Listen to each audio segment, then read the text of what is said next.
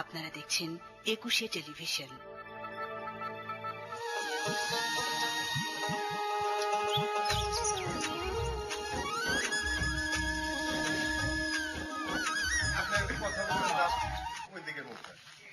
সবাইকে আমন্ত্রণ জানাচ্ছি আমি সাদিয়া ফিন আজকের 21শে তারুণ্য সন্ধ্যায়। দেশ ও দেশের বাইরে সকল দর্শক যে যেখান থেকে অনুষ্ঠান দেখছেন তাদের সবাইকে শুভেচ্ছা। দর্শক, অতিথি আড্ডায় আজ আমাদের সাথে আছেন প্রবাসী লেখক ও গীতিকার মৌসুমী সেন। আজকের অতিথির সাথে সরাসরি কথা বলতে ফোন করুন 8189-511 ও 8189-512 এই নম্বরে। দর্শক, চলুন কথা বলি আজকের অতিথির সাথে। স্বাগত 21শে তারুণ্য সন্ধ্যায়। কেমন আছেন মৌসুমী দি? ভালো আছি, আপনি ভালো আছেন? হ্যাঁ, আমি ভালো আছি। একটা বিষয় শুরুতেই জানতে চাইছি যে লেখক এবং গীতিকার, যদি শুরুতে এই বিষয়টি জানতে চাই যে দুটোর মধ্যে কিন্তু একটা পরিপূরক সম্পর্ক আছে, তারপর একজন মানুষ হিসেবে কোন পরিচয়টাতে বেশি স্বাচ্ছন্দ্য বোধ করেন, লেখক হিসেবে না গীতিকার হিসেবে? গীতিকার হিসেবে স্বাচ্ছন্দ্য বোধ আসে বেশি, কারণ আসলে খুব স্বল্প কিছুর মধ্যে জীবনের অনেক রং খুঁজে পাওয়া যায় গানের মধ্যে। তো যে কারণে ওই জায়গাটা যদি মানুষ সম্পূর্ণভাবে বুঝতে পারে, তখন লেখালেখির ব্যাপারে খুব বেশি ওটা সাপোর্ট দেয়, পারা যায় আর কি, অনেক কিছু এগিয়ে নিয়ে যায়।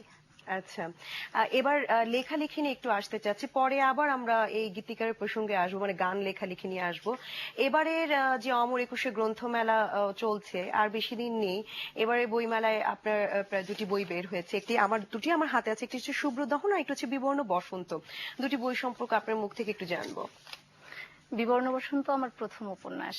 আচ্ছা, এখানে আমি তুলে ধরতে চেয়েছি জীবন চলার পথে আমাদের সব সময় যে ঘটনাগুলো ঘটে, দৈনন্দিন জীবনে কষ্ট, সুখ, সমাজের চিত্র, এইসব কিছু এ বইয়ের ভিতরে আছে। এখানে একটা বালিকার স্বপ্ন আর কি, সে সুন্দর একটা দেশ দেখবে, সুন্দর একটা সমাজ দেখবে, জাতি বৈষম্যতাহীন একটা সুন্দর দেশ দেখতে চাওয়ার যে বিষয়টা, এই স্বপ্নটা তার দেখা যায় যে প্রতিনিয়তই ভেঙে ভেঙে যায়, কোনো জায়গা থেকেই সে সফলতা পায় না।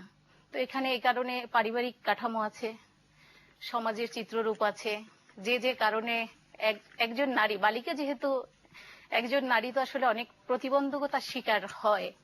তো সেই ক্ষেত্রটাই আসলে তুলে ধরতে চেয়েছি বিবর্ণ বসন্তে। আচ্ছা, একটা বিষয় জানতে চাই যে কোনো লেখককে আসলে নারী বা পুরুষে কিন্তু বিভক্ত করার সুযোগ কিন্তু নেই। লেখক লেখকই, তারপরও একজন নারী লেখক হিসেবে সবসময় কি আসলে আমাদের সমাজে যে নারীদের প্রতি যে বৈষম্য বা বিভিন্ন প্রেক্ষাপট নিয়েই কি সবসময় লেখা হয়েছে, বা এই বইটি কি তারই কি একটি রূপ আমরা বলতে পারি?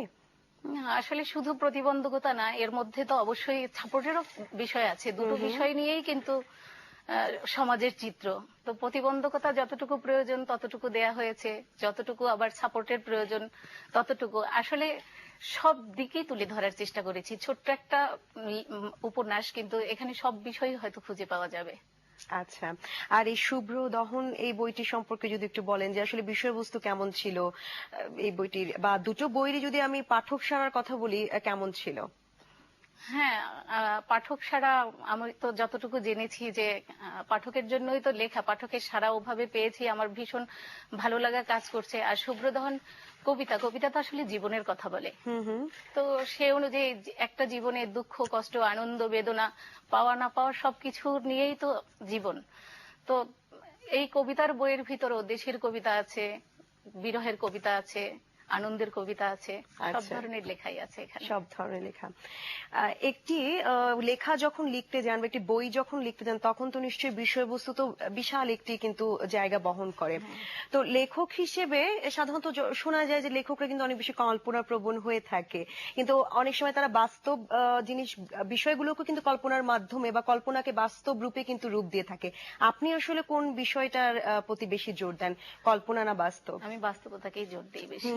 বাস্তবতার সাথে কল্পনার মিশেল হতে পারে, আসলে বাস্তবতার সাথে মিশেল করেই কেউ হয়তো দেখা যায় যে কল্পনার ফুটিয়ে তুলতে পারে সাহিত্য দিয়ে বেশি, কেউ দেখা যায় যে ওটাকে ফুটাতে পারে না, সেক্ষেত্রে বাস্তবতার চিত্রটা ওরকম চলে আসে।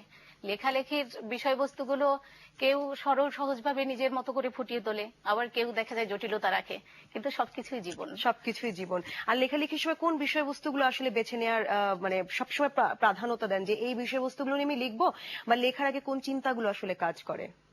আসলে আমার প্রত্যেকটা লেখার মধ্যেই আমি খুঁজে পেয়েছি, আমি অনেক সময় আনন্দের কিছু লিখতে গেলেও বিরহটা বেশি প্রকাশ পায়। তো বিরহে ভাসতেই ভালো লাগে, সে অনুযায়ী লেখার আমি আনন্দ কিছু করতে গেলেও বিরহের যে ছাইটটা এটা খুব জরুরি একজন লেখকের জন্য। আচ্ছা, এটা কেন আসলে যে বিরহ দিয়ে কি পাঠক যারা আছে তাদের কাছাকাছি অনেক বেশি চলে যাওয়া যায়? কি কারণে আসলে বিরহটা বেশি আপনি পছন্দ করেন লেখালেখির ক্ষেত্রে? না, এটা বিরহ দিয়ে পাঠকের কাছে চলে যাওয়ার জন্য হয়তো একজন কবি তৈরি হয় না, কবি কবির মতো তৈরি হয়। সেক্ষেত্রে পাঠক তাকে যে হিসেবে বরণ করে। আচ্ছা, তো এটা কেন, এটা আসলে মানে আপনার ভালো লাগে, সুন্দরভাবে বলতে পারবো না, এটা কিন্তু ভালো লাগে। আসলে বিরহ নিয়ে লিখতে গেলে আসলে লেখার কিন্তু অনেক মানে স্পেস থাকে। আরেকটা বিষয় জানতে চাইছি যে বই মেলায় তো হচ্ছে নিজের বই তো আসে প্রতি বছরই এবং পাঠকের সাড়াও অনেক ভালো থাকে। অনেক পাঠকই হয়তো আপনার বই অনেক পছন্দ করে, কিন্তু আপনার কথা যদি বলি যে আপনি কার লেখা পছন্দ করেন বা আপনি কার লেখা পড়ে থাকেন সাধারণত? উপন্যাস যদি বলা হয় সেক্ষেত্রে মানে এক বাক্যে আমি শরৎচন্দ্রের কথা বলবো। তার লেখা আমার খুব বেশি ভালো লাগে। আর অনেক লেখকের বই ভালো লাগে। কবিতার মধ্যে সহজভাবে জীবনের কিছু দৃষ্টান্ত তুলে ধরার যে একটা বিষয়, মহাদেব সাহার কবিতা আমার ভালো লাগে, নির্মলেন্দু গুণ, সুনীল গঙ্গোপাধ্যায়, অনেকেরই আছে আর কি ভালো লাগা কাজ করে। ভালো লাগা কাজ করে। লেখালেখির সময় কোন সময়টা আসলে বেছে নেন? কারণ একাগ্র চিত্তে কিন্তু লেখালেখিটা করতে হয়। নিজের দৈনন্দিনও হয়তো অনেক কাজ থাকে, পারিবারিক হতে পারে বা আপনি অন্য কোনো কর্মক্ষেত্রে থাকতে পারেন। এই ক্ষেত্রে আসলে লেখালেখির জন্য কোন সময়টা আসলে আমি নির্দিষ্ট কোনো সময় বেছে নিয়ে কখনো কোনো লেখা লিখতে পারিনি এখনো। কারণ আমি চেষ্টা করে কোনো লেখা লিখিনি। হয়তো দেখা গেছে যে আমি এখন টেলিভিশন দেখছি, আমার ভিতর একটা থিম কাজ করেছে, হ্যাঁ, সেই সময় আমি চেষ্টা করেছি যে দেখি আমি কিছু একটু লিখি। বা এটার কোনো আসলে নির্দিষ্ট আমি কোনো টাইম দিতে পারবো না যে এই টাইমটা ধরে আমি বসে বসে লিখেছি।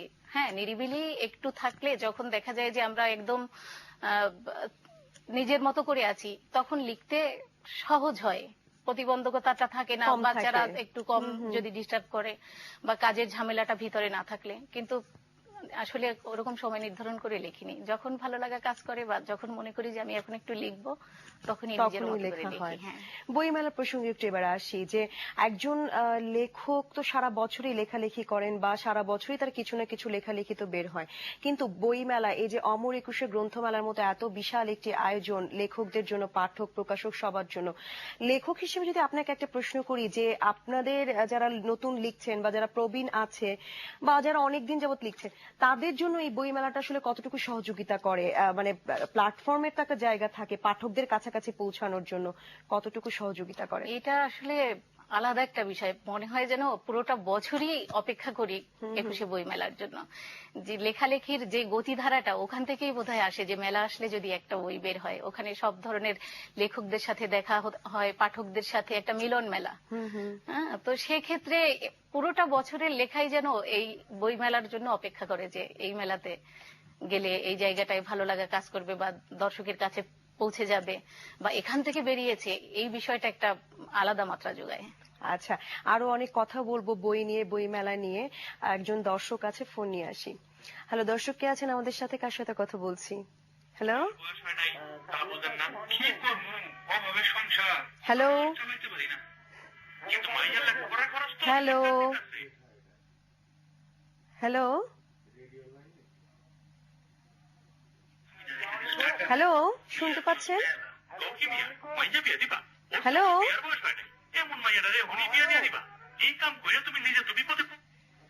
আহা, লাইনটি সম্ভবত কেটে গেছে, কোনো একটা সমস্যা তো হয়েছে। দর্শক আপনি আবারও ট্রাই করুন। আচ্ছা, আবার একটু বইমেলার প্রসঙ্গে আসছি যে বইমেলা তো একজন লেখককে তো সেই জায়গাটা তো আসলে তৈরি করে দেয় পাঠকের কাছাকাছি পর্যন্ত যাওয়ার জন্য, কিন্তু আসলে এই বই মেলাকে নিয়ে তো আসলে প্রতিটা লেখক, পাঠক, প্রকাশকের আসলে অনেক স্বপ্ন থাকে, অনেক চাহিদা থাকে। এবারকার বই মেলা কিন্তু একটু অন্যরকম হয়েছে, সেটা সম্প্রসারিত বর্ধিত জায়গা দিয়েই হোক বা একটু অন্যরকম করে হোক। তো আপনার কাছে এবারকার বই মেলা আপনি আপনার দৃষ্টিতে কেমন মূল্যায়ন করবেন, কিভাবে?